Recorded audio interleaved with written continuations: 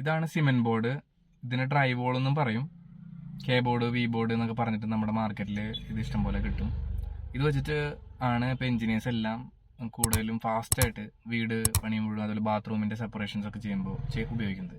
അപ്പോൾ പ്രത്യേകിച്ച് ബാത്റൂമിൻ്റെ സെപ്പറേഷൻസിലൊക്കെ ഇത് ഉപയോഗിച്ച് തുടങ്ങിയതിന് ശേഷം ഇതിപ്പോൾ സാൻഡ്വിച്ച് പാനലിൽ സോളിഡായിട്ട് നിർത്തിയിട്ട് ഇതിന് ടൈലൊട്ടിക്കും. പ്രൊവൈഡഡ് അതിൽ സ്റ്റീലിൻ്റെ ഫ്രെയിംസ് ഒക്കെ ചെയ്തിട്ടാണ് ചെയ്യുന്നത്. അപ്പോൾ ഇതുമ്പോൾ ടൈൽ ഒട്ടിക്കുമ്പോൾ നല്ല റിസ്ക് ഉണ്ട്. അത് ഉപയോഗിക്കുന്നവർക്ക് അറിയാം അതിൻ്റെ ഒരു പെയിൻ പോയിന്റ്. കാരണം ഒട്ടിച്ച് കഴിഞ്ഞാൽ അത് ക്രാക്കായിട്ട് വരിക, ടൈൽ അഡസീവ്സ് വിട്ടുപോരുക. അതിനെങ്ങനെ സോൾവ് ചെയ്യുക എന്നുള്ളതിൻ്റെ ഒരു സൊല്യൂഷനാണ് ഇപ്പോൾ നിങ്ങൾ ഈ സ്ക്രീനിൽ കാണുന്നത്. ഇത് പ്രൈമർജി എന്നാണ് ഇതിൻ്റെ പേര്.